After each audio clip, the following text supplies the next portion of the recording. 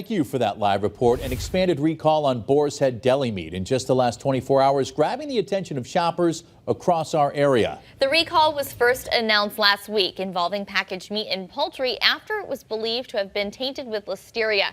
Western Mass News reporter Olivia Hickey joins us live after getting answers from area supermarkets. Abby and Chris, after a deep clean and tossing any potentially tainted meat, area delis like Big Y and Chicopee have been open all day today. Still, shoppers I spoke with say they're debating taking a number.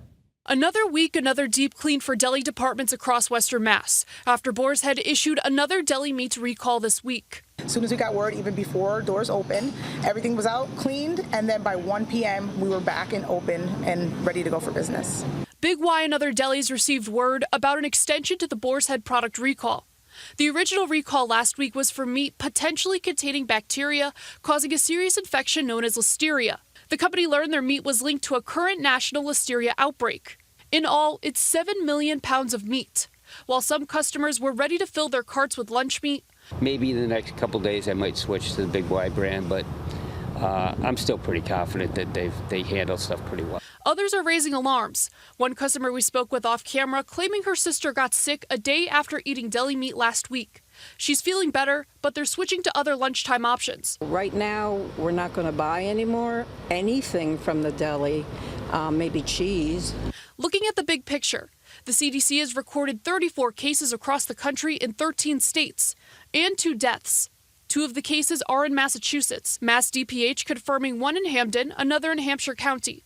Both cases were hospitalized. We spoke with Dr. Robert Baldor from Bay State Health. He says while we should be aware of the situation, there's no need for most people to be on high alert. We should be aware of the fact it's out there.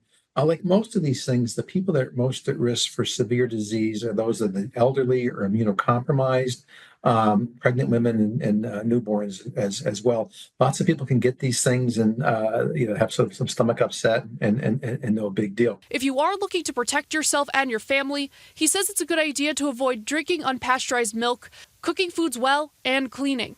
Where you do your food preparation, clean that down, make sure everything's okay.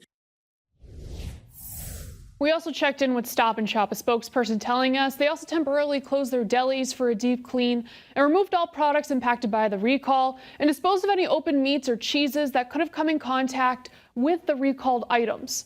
Reporting in studio for Western Mass News, I'm Olivia Hickey.